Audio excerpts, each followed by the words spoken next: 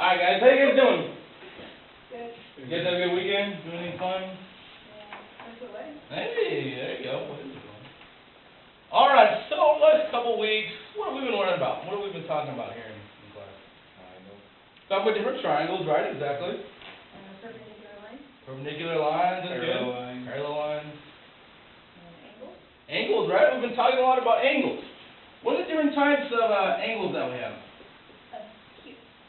One for a triangle. We have a cute, right? Cute little one. What other ones? Obtuse. You know what an obtuse angle is? Big, right? Bigger than obtuse. What's the last one when it refers to angles? Right angle. Right angle, exactly. That's very important.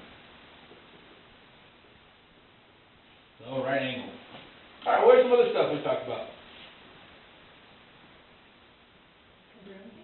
Congruency, right? Talked a lot about congruent, when different things, when sides or angles, have the same length, the same size. Similarity. Similarity was another one, right? We just talked about that a couple days ago. Alright, so good, those are some good things. These are some things that we'll be using a little bit today in class. I can't fix this. Alright, so I'm going to give you guys a little sheet. We're going to do a little fun little activity today, alright? Yep, and put your paper away. You need to pay attention, alright? Alright. Alright, so on it, I want you guys to write two different points on there. They don't have to be close or far.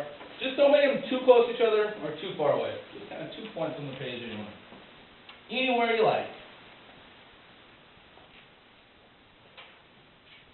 Alright, so then from there, I want you guys to draw like a blob or a shape or just something in the middle of those 2 points such that there's no direct line between those 2 points.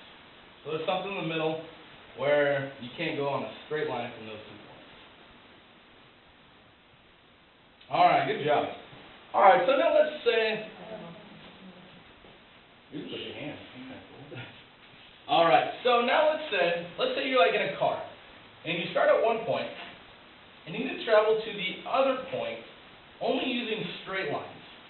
So let's say you can go bounce off a wall or off the blob that you guys made, but you have to get from one point to the other only making straight lines.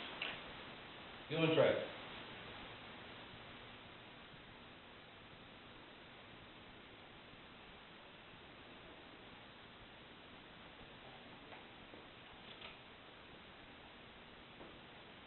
Alright, good job. We got some cool different things here, right? Alright, let's take a look at Renee. Alright, yeah. So he traveled from one point to the other, right? Took a little bit of different route, did a couple different things.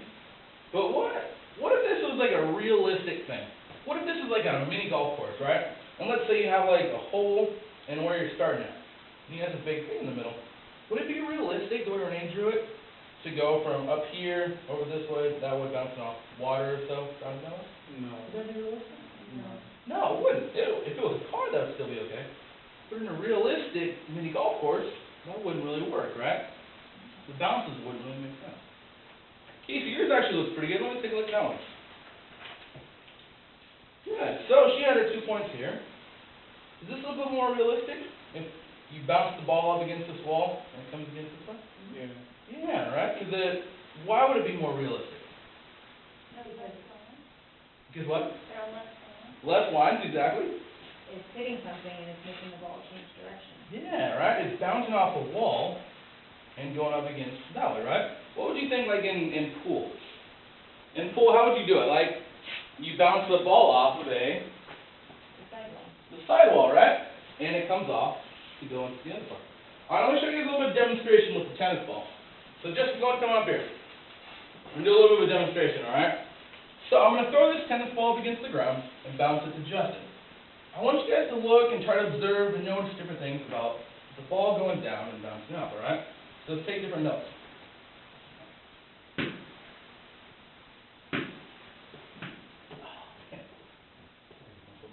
Alright, you ready? What do you think? I think you have bad hand-eye coordination. That's don't hate on the teacher. Okay. So I have bad hand coordination. What else? What else do you guys know about it? The path the ball travels looks like a V. Yeah, it kind of looks like a V, right, as it came and bounced down. it bounced up and kind of had a little V shape, right? What else do you guys notice about how the ball bounced when me and Justin bounced it? When it went down, it went up in the same angle. Yeah, exactly, right? So, my marker go. So when we bounced it down, it came down at the same angle.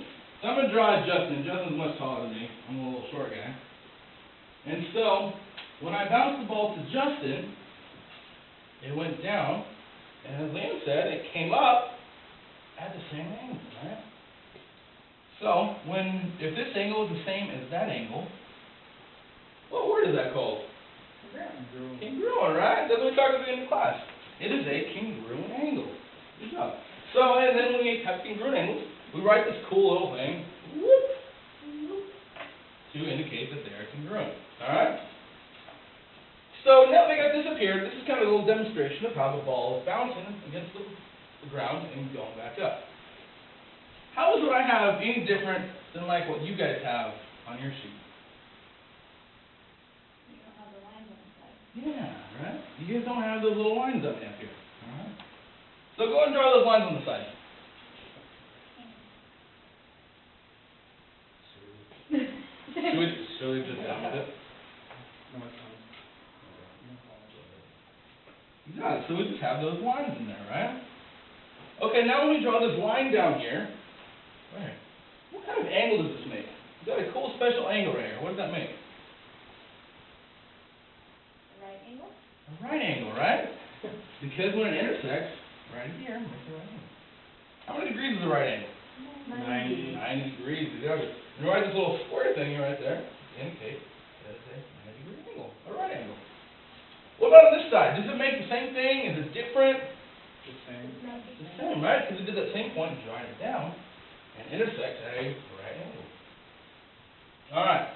Okay, so now we have two different figures. What kind of figures is this?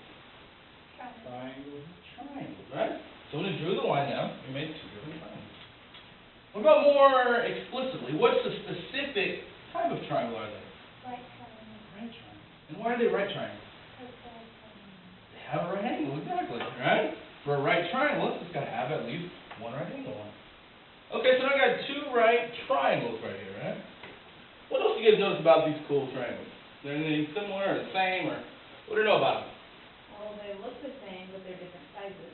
Yeah, they look the same, right? This one's just like a bigger version, okay, right? It just looks like it blew it up a little bit and kind of flipped it around this way. Okay. We actually have a special word for that. We learned that a couple days ago. If we have one that's the same, looking like it, but a different size, what is that called? What kind of triangles are they? They are similar triangles, exactly. Good job, Justin. They're similar triangles. But how do we know that they're similar? What would make them similar? How do we know that this is really the same size as that? The angle. Exactly. We know about the angles, right? Because we have right angles that are congruent here, and we have the inside angles that are congruent here. And so now we know they look the same by angle similarity. We know that these two triangles are similar. Good job, guys. That's a tough thing to get. So, next week we're going to start using these, and we can understand a little more about proportions. Sounds good?